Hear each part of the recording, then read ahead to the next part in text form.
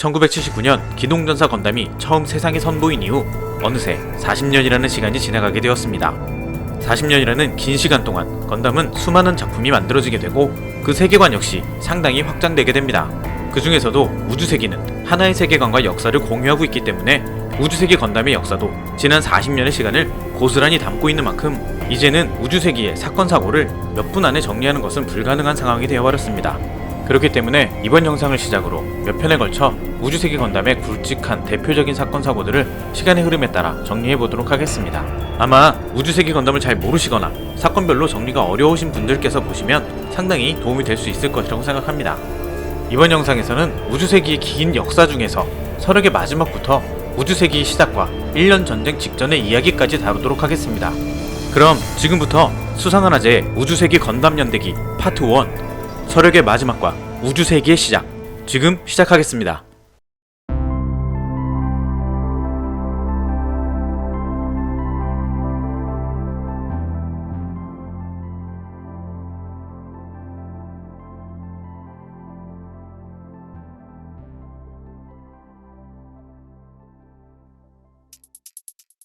지구상의 인구가 90억을 돌파하게 되면서 환경오염과 자원고갈 등 여러가지 문제들이 발생하기 시작하고 크고 작은 분쟁들로 인해 인류의 삶 자체를 위협하기 시작하게 됩니다. 그렇게 지구상에 존재하는 모든 국가들은 크고 작은 분쟁을 중지하고 1999년 지구연방정부 수립에 합의하게 되면서 지구상의 분쟁의 종지부를 찍고 폭발적으로 증가하는 인구 문제를 해결하기 위해 인류보안, 우주이민 계획을 수립하게 됩니다. 연방정부는 1999년부터 차근차근 준비해온 우주이민 계획을 실행하기 위해 2005년에 비로소 우주에서 생활할 수 있는 터전인 스페이스 콜로니를 건설하기 시작합니다. 어마어마한 규모의 프로젝트였기 때문에 계획의 실행부터 완료까지 40년 이상 소요되는 실질적으로 무기한 프로젝트에 가까운 우주이민 계획은 이렇게 시작하게 됩니다. 우주세기는 새로운 에너지원인 핵융합 발전이 각광을 받게 되고 이 핵융합 발전의 에너지원으로 헬륨3를 필요로 했는데 목성을 비롯한 외행성에 헬륨3가 풍부하다는 사실을 알게 됩니다. 그렇게 새로운 에너지원인 헬륨3의 채취를 위해 2026년 목성을 향해 에너지 선단이 출발하게 됩니다. 그렇게 시간이 흘러 서기 2045년 이후 우주에 건설한 스페이스 콜로니가 하나씩 완성되기 시작하고 지구의 인구를 우주로 적극적으로 이민시키기 시작하면서 서력은 마무리되고 새로운 연호인 우주세기가 시작하게 됩니다. 그렇게 지구를 벗어나 우주까지 생활권을 넓힌 인류는 지구 궤도에 있는 라플라스 스테이션에서 우주세기의 시작을 알리고 선포하는 행사를 진행하게 되는데 갑자기 행사가 진행 중인 라플라스 스테이션이 폭파하게 되고 이때 세상이 공개됐어야 할 우주세기 헌장의 원판인 라플라스의 괴는 사라지게 됩니다. 라플라스 스테이션을 파괴한 테러리스트 중 유일한 생존자인 사이언 비스트가 우연히 라플라스의 잔해 속에서 라플라스의 괴를 발견하게 되면서 비스트 재단이 탄생하게 됩니다. 참고로 우주세기의 시작을 선포하려던 초대 수상인 리카르도 마세나스는 건담 유니콘에 등장하는 리디 마세나스의 조상이었습니다.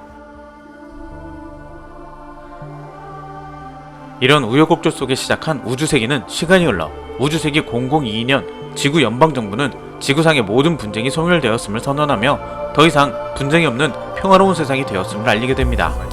우주세기 0045년 훗날 루나투로 불리게 되는 소행성 주노를 달의 지구공정 궤도에 정착시키는 데 성공하게 되므로 우주공간에 새로운 거점을 확보하게 됩니다. 같은 해 지온의 천재 물리학자 미노프스키 박사는 사이드3에 자신의 이름을 건 미노프스키 물리학회를 창설해 새로운 핵융합로의 연구를 시작하게 됩니다.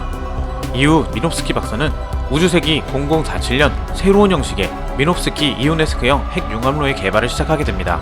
이 핵융합로의 개발을 시작으로 우주세기의 근간이 되는 미노프스키 물리학이 만들어지게 됩니다. 그로부터 5년 뒤인 우주세기 0052년 우주를 생활터전으로 삼고 있는 스페이스 노이드들에게 가장 영향력 있는 정치가인 지온 줌 다이쿤이 등장하게 됩니다. 이때 다이쿤은 사이드3로 이주해 지오니즘을 주장하기 시작하고 다음 해인 우주세기 0053년 지온 줌 다이쿤은 사이드3의 수상으로 선출되면서 그의 영향력은 점점 더 커지게 됩니다. 수상이 된 다이쿤은 우주세기 0058년 지구 연방정부로부터 독립을 선언하고 지온공화국 정부를 수립하게 됩니다. 하지만 이를 인정하지 않는 지구연방정부는 이듬해 지온공화국에 대해 경제제재를 실행해 지온공화국을 압박하기 시작할 뿐만 아니라 스페이스 콜로니의 치안을 유지한다는 명목으로 지구연방 우주군까지 설립하게 되면서 콜로니와 지구의 갈등이 표면화되기 시작합니다.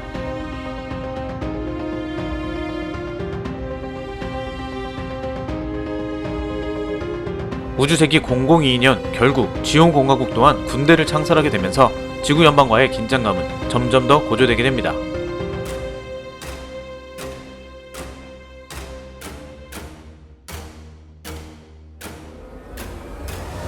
시간이 지날수록 지온공화국을 만드는데 함께했던 동지인 지온줌 다이쿤과 데긴소드 자비의 권력투쟁이 본격적으로 수면 위로 올라오게 되고, 우주세기 0065년 지온의 물리학자 미놉스키 박사는 미놉스키 이오네스코형 핵융합로 개발 과정에서 이상한 현상을 발견하게 되고 추가적인 시험을 비공개로 진행하는데, 이때 발견된 것이 바로 미놉스키 입자입니다.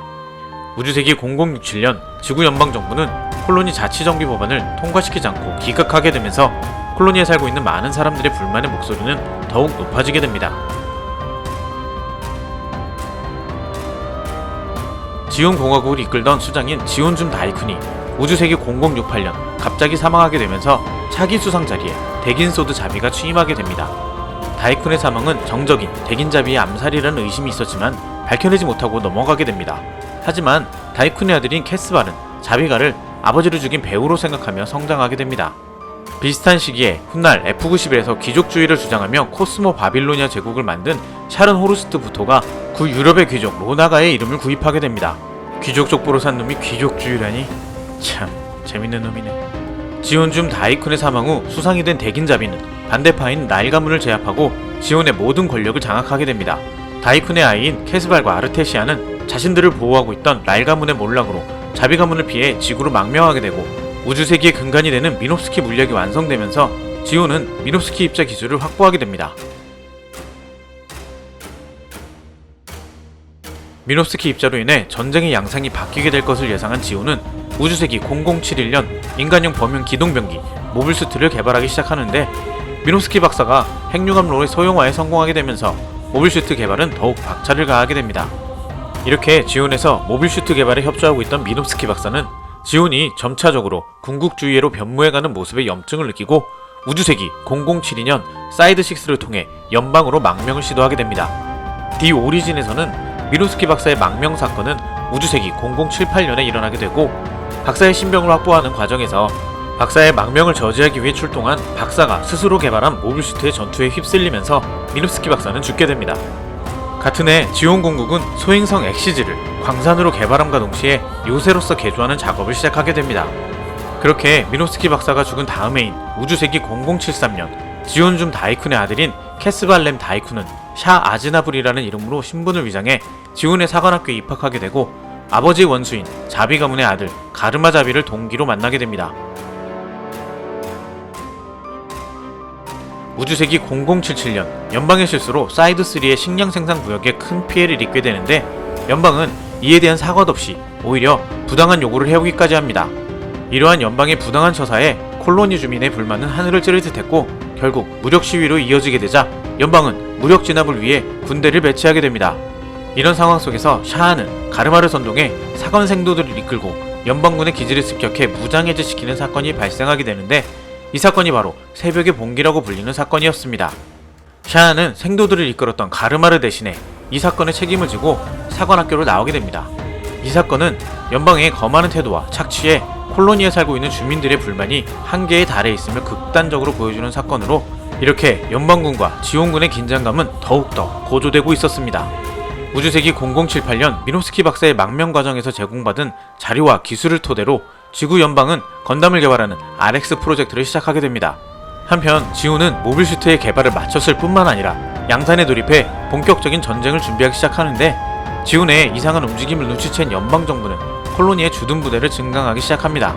얼마 후 지온은 국가 총동원령을 선포하기에 이르고 콜로니 내 지온 공국 반대파의 폭동이 발생하게 되지만 지온군은 이를 사정없이 진압하게 됩니다. 이렇게 전쟁을 준비하는 과정에서 유우카자마 소위가 탑승한 전투기가 폐기 콜로니 내에서 MS-06 자쿠와 조우하게 되는 건담 외전 더 블루 데스티니의 이야기도 시작하게 됩니다. 미놉스키 물리학의 기술을 한 발 먼저 군사기술에 이용한 지온은 어느새 전쟁 준비를 마치고 우주세기 0079년 1월 3일 오전 7시 20분 지구 연방에 독립을 선언함과 동시에 전쟁 선전포고를 하고 도즐 함대의 공격으로 1979년에 공개된 기동전사 건담의 1년 전쟁의 이야기가 시작됩니다. 이번에 준비한 영상인 우주세기 건담 연대기 파트 1 서력의 마지막과 우주세기의 시작은 여기까지입니다. 이렇게 우주세기가 시작되는 과정과 1년 전쟁이 발발하기 전까지의 대표적인 사건들을 정리해봤는데요. 영상이 재미있으셨나요? 이번 영상이 재미있으셨거나 유익하셨다면 좋아요와 구독, 알림 설정까지 부탁드립니다. 다음 영상은 말씀 안 드려도 눈치채셨겠지만 바로 퍼스트 건담의 내용인 1년 전쟁의 사건들을 준비하도록 하겠습니다. 이제야 본격적인 건담의 이야기가 시작되네요. 많은 기대 부탁드립니다. 그럼 저는 다음 영상으로 찾아뵙도록 하겠습니다. 감사합니다.